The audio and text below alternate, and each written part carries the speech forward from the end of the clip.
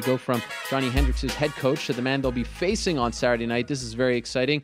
The ruthless one, Robbie Lawler, joins us right now, the #1 contender in the UFC's welterweight division. Robbie, how are you?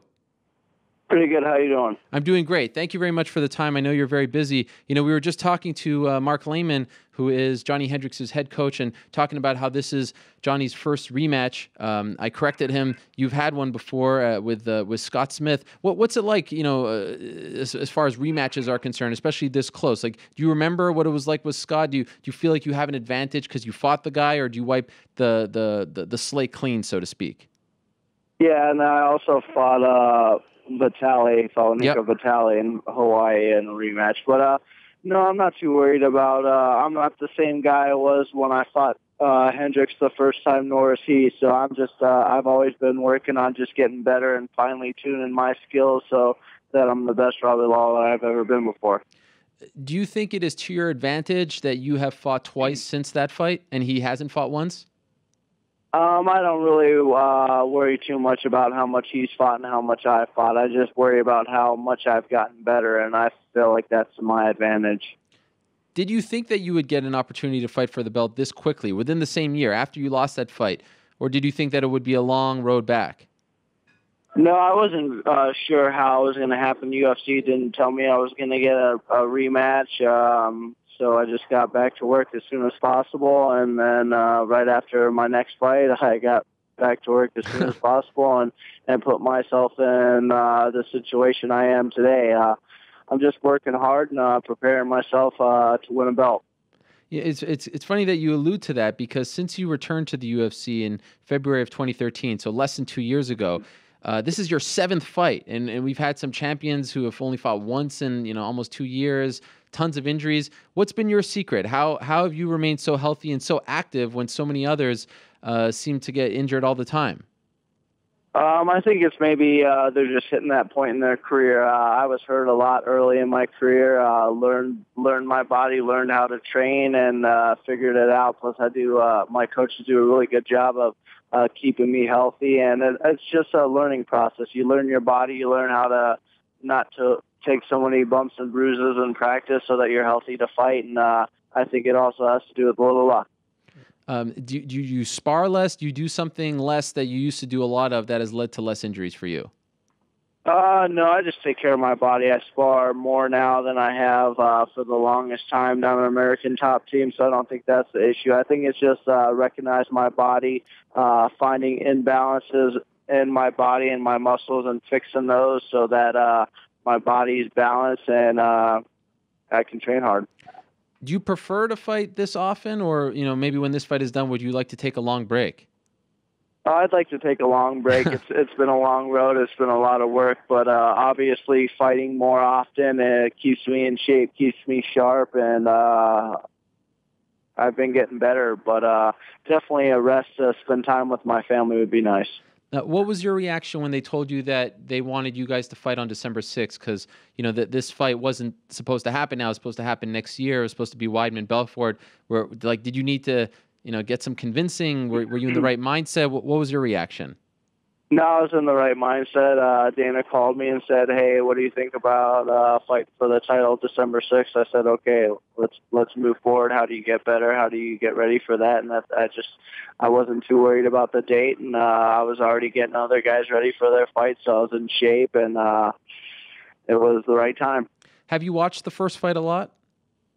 Yeah, not a lot. I watched it right after I fought him, and then I watched it about a month and a half ago. So I might watch it one time this year or before the fight this week. But my coaches did a good job of watching tapes, breaking it down, and showing me bits and pieces before sparring in different situations that they think I need to be better in, and we fine-tune those spots so that I'm stronger.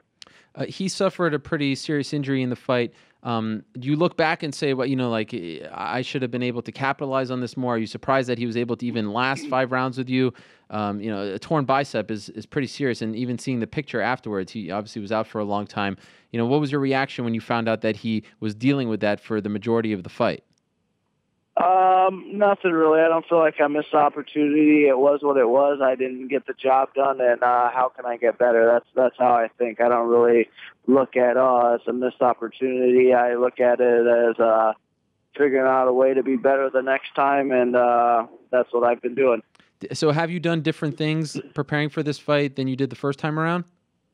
I think I've just sharpened my tools, just worked on my skills so that I'm sharper in a lot of positions, and I'm more well-versed in situations than I was before. It's a lot of little techniques here and there. On the Countdown show, they showed your family who have moved to Florida, and not too long ago they were talking about how you were commuting and you didn't get to see your family. How big of a difference has that been for you that you actually can live and see your family on a daily basis as opposed to being away for a couple months for the training camp? Yeah, it's definitely better. I get to see my son grow. I miss a lot of my family the first half of this year. It's nice having them around. It's nice that they can enjoy the nice Florida weather, and we can hang out at the pool and swim pretty much every day. And it's just awesome to have them around so we can grow together. So you're enjoying Florida because to be honest, you don't strike me as the Florida kind of guy for some reason. Well, I'm pretty low key, laid back, but you find people like me everywhere in the world. That is true. Are you? It seems like I was saying. I think that you were the comeback fighter of the year last year, and you might even be the fighter of the year this year if you win this fight. Are you surprised by this? What's happening to you in the last couple of years in the UFC? Like, is this a surprise? Is this a shock to you, or are you over that? Did you never get surprised by all this? Did you expect your career to get back on this track? Yeah, I expected this the whole time, which is funny to say. A lot of people wrote me off a long time ago, but I never wrote myself off. I always believed in myself, always thought that I could be the best. And that's what I've been doing all these years. This didn't happen overnight. It didn't all of a sudden. I showed up February of last year, and I was this dominant fighter. This was years in the making. This was a lot of hard work, dedication, and hours, and grueling time put in, and that's what you're seeing now. You seem like a guy with a lot of pride. Like, what was it like hearing people writing you off and saying that you were done and all that? I don't really care what anyone says, but I just think it's funny now. I mean, I always believed in myself. It didn't matter what people thought of me. It just mattered that I was getting better, pushing myself to get better, and those are the things I concentrate on. I don't really concentrate on what everyone else is saying. We were talking with Mark about UFC 37.5. Do you remember that fight? Oh, yeah, I do remember that fight. It was the first UFC fight on free cable. Yeah, on Fox Sports. Did you understand what the significance of all that was at the time? No, I didn't really worry about those things. I still don't really worry too much about those things, but obviously that was a big point in the sport MMA and the UFC at that time, and I just show up and fight is what I've always tried to do, and I think this PR stuff I'm getting a little better nowadays, but yeah, just try to show up and fight and beat me. I mean, being in Vegas, the marquee, huge event, all that, like that doesn't get you a little more excited than your typical daily thing? I mean, I'm excited, obviously, but I've been doing this for a long time. I've been around the sport for a long time. I've been in corners of guys in huge fights, so I'm just kind of used to it. It doesn't really bother me. It doesn't affect me at all, but I'm excited for this opportunity to headline a card in Vegas and for a world title. Definitely exciting. And I'm assuming you win the title. That's a career highlight, your first UFC belt. But before going into this fight, what's the best moment of your career? The one that sticks out the most?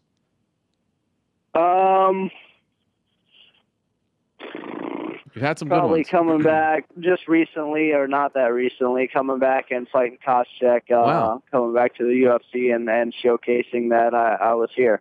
So not Elite XC, CBS, Strikeforce, all that stuff. It was the return to the UFC, the run that started this title run right here. Yeah, every moment's been pretty big throughout my career, but I feel like that was the start and let everyone know that I was coming. How many more years do you want to fight for?